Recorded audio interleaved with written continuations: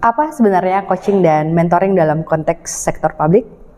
Secara sederhana, keduanya merupakan metode pengembangan kompetensi melalui pendampingan pembimbingan, tetapi dengan pendekatan yang berbeda. Coaching adalah proses mendampingi pegawai ASN agar mampu mengembangkan potensinya dan menemukan solusi yang sesuai dengan kebutuhan peningkatan kerja.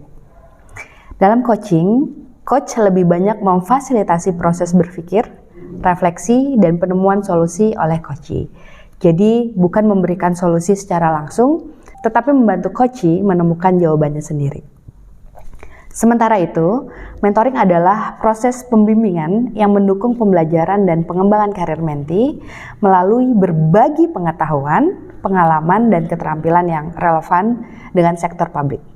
Karena itu, mentor dapat berbagi pengalaman, memberikan arahan, atau memberikan perspektif berdasarkan kompetensi yang dimilikinya. Lalu, apa tujuannya? Pada akhirnya, coaching dan mentoring diarahkan untuk mengembangkan potensi individu, memperkuat kapasitas kepemimpinan birokrasi, dan mendukung peningkatan kualitas pelayanan publik. Jadi, coaching membantu seseorang menemukan dan mengembangkan jawabannya, sedangkan mentoring membantu seseorang belajar dari pengalaman dan pengetahuan orang lain. Keduanya menjadi bagian penting dari pembelajaran yang lebih personal, lebih kontekstual, dan terhubung dengan kebutuhan nyata di tempat kerja. Setelah memahami apa itu coaching dan mentoring serta apa tujuan penggunaannya di sektor publik, pertanyaan berikutnya adalah bagaimana proses ini seharusnya dilaksanakan agar benar-benar profesional dan memberikan dampak. Disinilah pentingnya memahami prinsip pelaksanaannya. Dalam sektor publik, coaching dan mentoring tidak cukup hanya dilakukan dengan niat membantu. Prosesnya perlu berpegang pada 6 prinsip utama. Pertama, profesionalitas. Proses harus dilakukan secara sistematis, terstruktur, dan mengacu pada standar kompetensi. Kedua, integritas. Setiap proses menjunjung kejujuran, objektivitas, dan juga tanggung jawab. Ketiga, berorientasi pada tujuan dan hasil.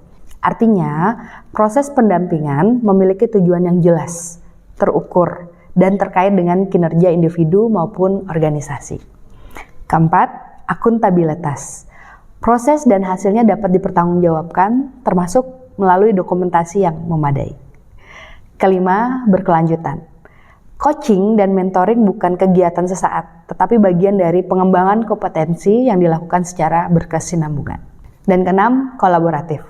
Hubungan coach dengan coachee maupun mentor dengan mentee dibangun sebagai kemitraan dengan saling menghormati dan tanpa diskriminasi. Keseluruhan prinsip tersebut selaras dengan nilai dasar ASN berakhlak, kode etik ASN, dan kode etik coaching dan mentoring.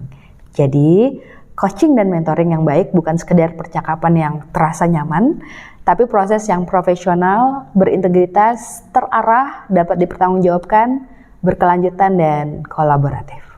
Setelah memahami prinsip pelaksanaannya, ada satu hal penting yang perlu diperjelas. Coaching dan mentoring bukan satu-satunya pendekatan dalam pengembangan kompetensi. Karena itu, kita perlu memahami kapan pendekatan tersebut dapat digunakan. Secara sederhana, perbedaannya dapat dilihat dari fokus dan peran pendampingnya.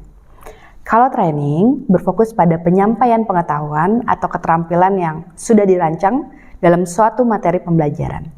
Peserta terutama belajar dari materi dan fasilitator. Sedangkan konseling lebih diarahkan pada membantu individu menghadapi persoalan personal atau psikologis yang mempengaruhi fungsi dirinya. Kemudian ada facilitating, berfokus pada membantu individu atau kelompok menjalankan progres agar dapat mencapai tujuan bersama. Fasilitator menjaga prosesnya tanpa mengambil alih keputusan peserta. Sementara ada consulting, lebih menekankan pemberian keahlian, analisis, rekomendasi, atau solusi dari seseorang yang memiliki kompetensi tertentu. Lalu, di mana posisi coaching dan mentoring? Dalam coaching, coachee menjadi subjek utama. Coach memfasilitasi refleksi melalui pertanyaan dan dialog agar coachee menemukan pemahaman dan solusi yang sesuai dengan kebutuhannya. Sedangkan dalam mentoring, mentor lebih aktif berbagi pengetahuan, pengalaman, perspektif, arahan, dan praktik baik yang relevan dengan kebutuhan mentee. Jadi, tidak ada satu pendekatan yang selalu paling tepat. Kuncinya adalah kesesuaian dengan kebutuhan. Jika seseorang perlu menggali potensi dan menemukan solusi sendiri, coaching dapat digunakan. Jika membutuhkan transfer pengalaman dan arahan, mentoring lebih sesuai.